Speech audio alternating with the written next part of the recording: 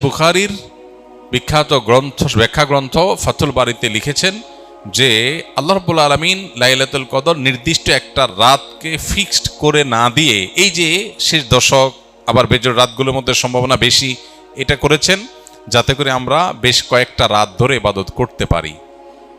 এখন মনে হতে পারে এটা তো আমাদের কষ্ট হচ্ছে, আমাদের জন্য বোঝা হলো, ফিক্সড হলো তো আমাদের জন্য সহজ হয়ে যেত।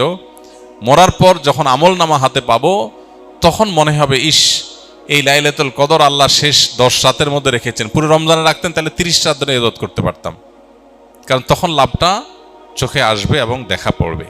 তো এই জন্য লাইলাতুল কদরের জন্য শেষ রাতে বেশি বেশি ইবাদত করতে হবে। এটা হলো লাইলাতুল কদর পাওয়ার সহজ উপায়।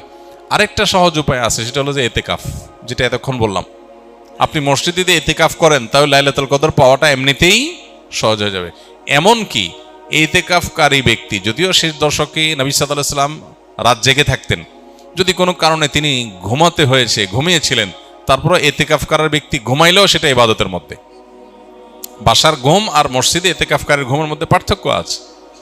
মসজিদে অবস্থানটাই ইটসেলফ একটা ইবাদত।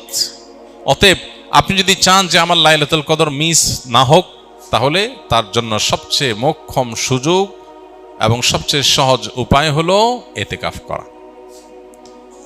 এতেকাফ অত্যন্ত প্রেমময় একটি ইবাদত, যেটা খুব ভেতর থেকে ফিল করা যায়, আল্লাহর সাথে একান্তে কথা বলা যায়, অনুভব হবে যে আমি আল্লাহর ঘরে আছি, আল্লাহর ঘরে হাজির হয়ে গেছি। সবাই বের হয়ে যাচ্ছে, আমি বের হচ্ছি না, কারণ আমি আল্লাহর ঘরের বন্দী, নিজেকে বন্দী করে ফেলেছি। অন্যরকম এক ফিল আসবে ইনশাআল্লাহ।